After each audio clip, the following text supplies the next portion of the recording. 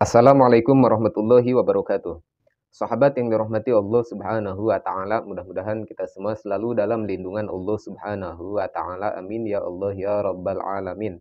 Baik sahabat, di sini saya membawakan sebuah video santrinya Al Zaitun yang mana si santri ini membawakan sebuah dalil atau ayat suci Al-Qur'an guna untuk membela pondok pesantrennya yaitu Al Zaitun, yang mana seperti kita ketahui bahwa di pondok pesantren tersebut tidak menganut ke madhab yang empat itu.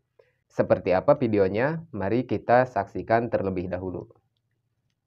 Itu ya terkait madhab gitu. Di Indonesia mungkin mereka taunya empat madhab, dari Syafi'i, Maliki, Hambali, Hanafi.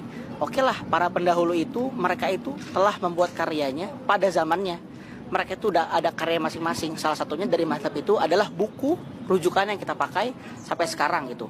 Mungkin hampir seluruh umat Islam bangsa Indonesia mungkin menggunakan dari madhab itu gitu. Nah, dan Al Zaitun ini mereka pandangannya kemana? Pandangan Al Zaitun itu bukan ke mereka itu. Mereka itu hanyalah bahagian dari. Tapi apa yang Al Zaitun pakai? Yang Al Zaitun pakai adalah Al-Quran dan Sunnah. Apa dalilnya? Laqad kana lakum fi Rasulillahi uswatun hasanah. Baik sahabat yang dirahmati Allah Subhanahu wa taala, itu tadi si santri tersebut mengatakan bahwa di Al Zaitun itu tidak menganut ke madhab yang empat, yaitu madhab Syafi'i, madhab Hambali, madhab Maliki, dan madhab Hanafi. Mereka tidak menganut atau tidak berpatokan ke madhab yang empat para sahabat.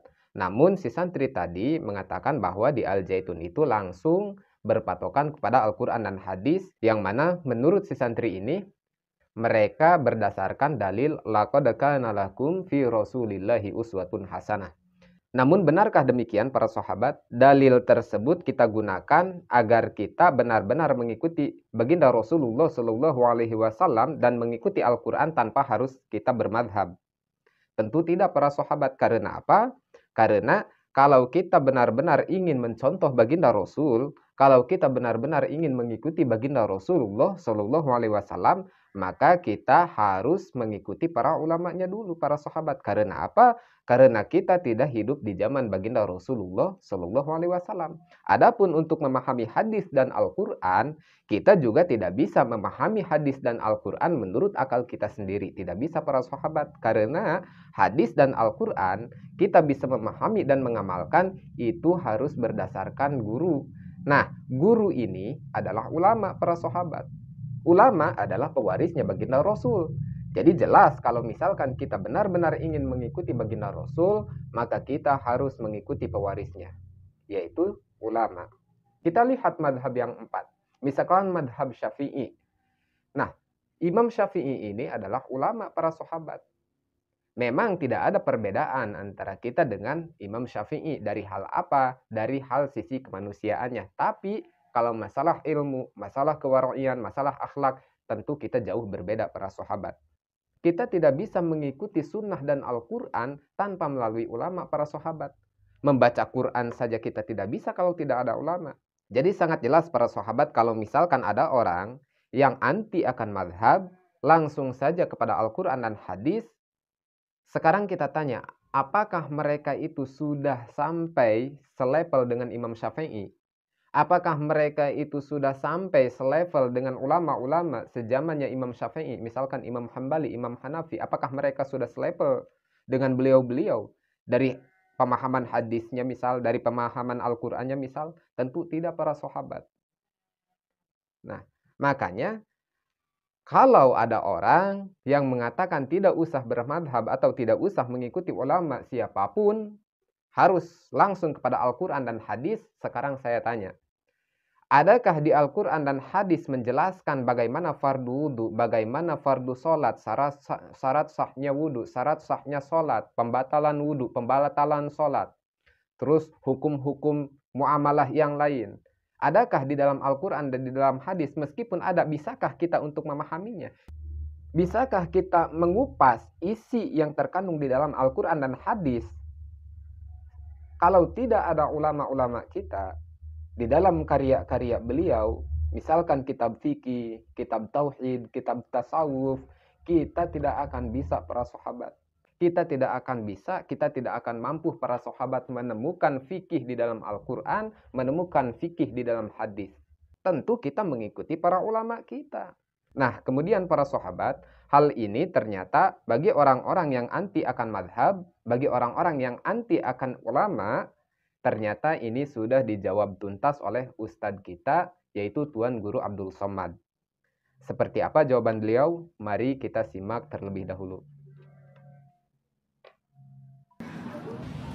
Maka kalau ada orang berkata, tidak usah pakai mazhab Hanafi, Maliki, Syafi'i, Hambali, langsung saja ke Quran dan Sunnah. Namamu siapa? Nama saya Somad. Kau sedang membuat mazhab baru, Somadi. Kita kembali ke Quran dan Sunnah, mengikut ulama. Dalilnya, fas'alu ahla zikri, tanya orang yang tahu. In kuntum la ta'lamun. Tanya orang yang tahu kalau engkau tidak tahu. Syafi'i manusia, aku manusia. Syafi'i makan, aku makan. Syafi'i tidur, aku tidur. Syafi'i punya anak, aku punya anak. Tak ada beda aku dan Syafi'i. Dalam masalah itu memang betul. Tapi dalam masalah hafalan, Imam Syafi'i kalau baca kitab, dia baca yang ini, dia tutup yang ini. Dia baca ini, tutup ini. Kenapa? Karena kalau dia lihat ini, dia paham juga yang ini. Kita, bolak-balik kita baca pun tak paham. Imam Syafi'i kalau mau ke masjid, dia tutup telinganya. Sampai di masjid baru dia buka.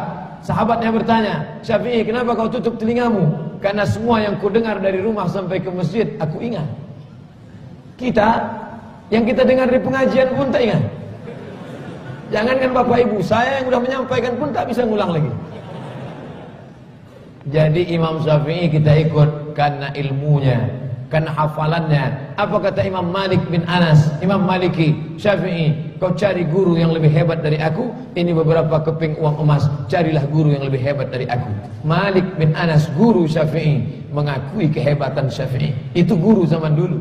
Guru zaman sekarang, kau berguru sama aku sampai mati karena aku lebih hebat dari segala yang ada di sini. Nah, para sahabat yang dirahmati Allah Subhanahu wa taala, itu tadi jawaban tuntas dari tuan guru kita, yaitu Ustadz Abdul Somad. Begitu jelas dan begitu mudah dipahami oleh kita. Bagi orang-orang yang tidak bermazhab, mereka melupakan bahwa Imam Syafi'i radhiyallahu taala anhu itu adalah sosok orang yang sangat luar biasa, sosok ulama yang sangat luar biasa. Tidak bisa dibandingkan kita dengan Imam Syafi'i radhiyallahu taala anhu. Kenapa kita harus mengikuti mazhab? Kenapa kita harus mengikuti ulama? Dari tata cara ubudiyah kita, dari tata cara muamalah kita. Kenapa harus mengikuti ulama? Karena sesuai dengan dalil Al-Quran yang telah disampaikan oleh Ustadz Abdul Somad tadi, fas'alu ahla dzikri in kuntum la ta'lamun. Kalau kita benar-benar tidak mengetahui, maka kita dianjurkan atau diperintah untuk bertanya agar kita mengetahui.